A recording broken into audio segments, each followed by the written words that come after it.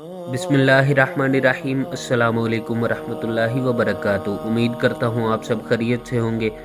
आज का हमारा अमल एक खुशहाल ज़िंदगी गुजारने के लिए, परेशानियों से निजात हासिल करने के लिए बहुत ही फ़ायदेमंद अमल है। बहुत सारे फ़ायदे हैं इस अमल के। आपकी हर परेशानी दूर हो सकती है, आपकी हर हाजत पूरी हो सकती है।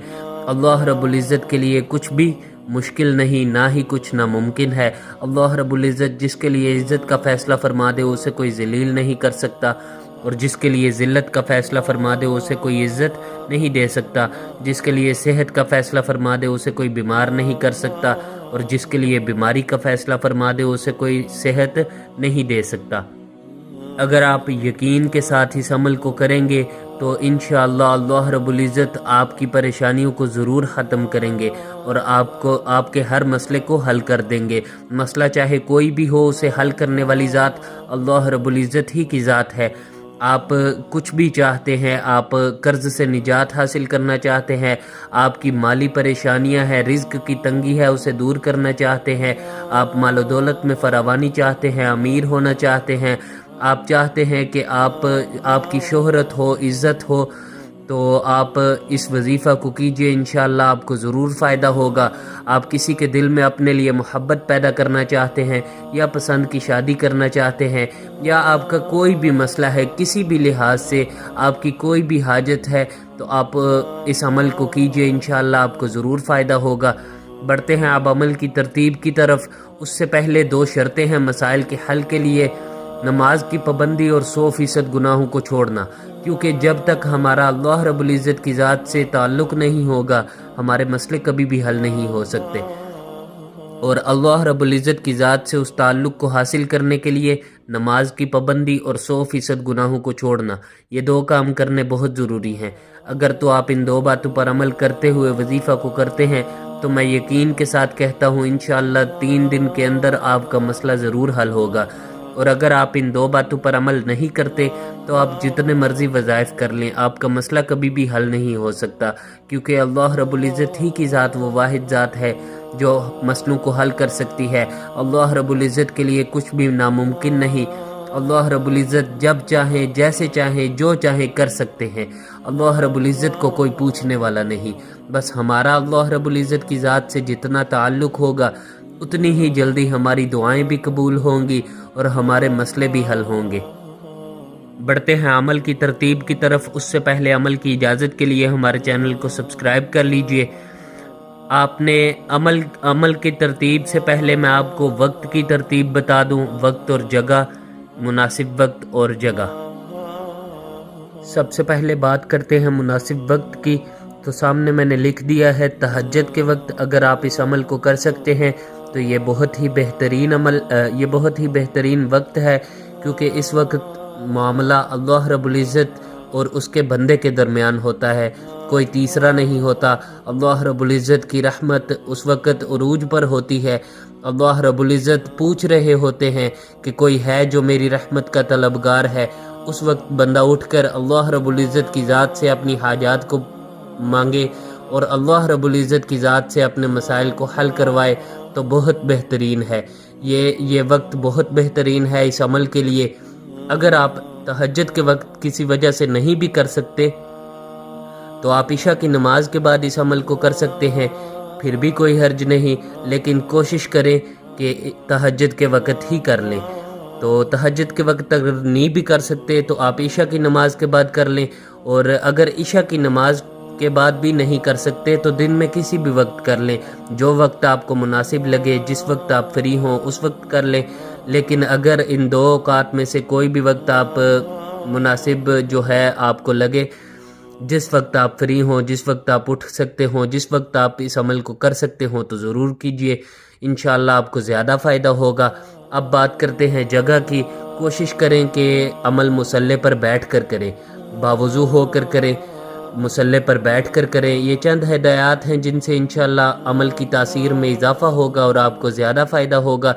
वरना आप अगर मुसल्ले पर बैठ कर नहीं भी कर सकते तो आप वैसे भी कर सकते हैं, किसी कुर्सी पर बैठकर या बिस्तर में बैठकर भी कर सकते हैं, कोई हर्ज नहीं। लेकिन कोशिश करें कि मुसल्ले पर बैठकर अमल करें। अब बढ़ते हैं अमल की तरतीब की तरफ। عمل کی ترتیب میں سب سے پہلے آپ نے بسم اللہ پڑھ لینی ہے، بسم اللہ الرحمن الرحیم۔ اس کے بعد آپ نے سورہ آل عمران کی آیت نمبر 26 اور 27، سورہ آل عمران کی آیت نمبر 26 اور 27 سامنے سکرین پر شو ہو رہی ہے۔ آپ نے یہ 2 آیات 21 مرتبہ پڑھ لینی ہے۔ یہ غالباً تیسرے یا چوتھے پارے میں ہے، سورہ آل عمران کی آیت نمبر 26 اور 27۔ ان 2 آیات کو آپ نے 21 مرتبہ پڑھ لینا ہے۔ پھر آپ نے 3 مرتبہ درود ابراہیمی پڑھ لینا ہے۔ آیات پڑھنے کے بعد پہلے بسم اللہ الرحمن الرحیم، اس کے بعد یہ 2 آیات، اور اس کے بعد آپ نے 3 مرتبہ درود ابراہیمی پڑھ لینا ہے۔ اس کے بعد آپ نے مصلی پر ہی بیٹھے اللہ رب العزت کی ذات سے دعا کرنی ہے اپنے مسئلے کے ریلیٹڈ۔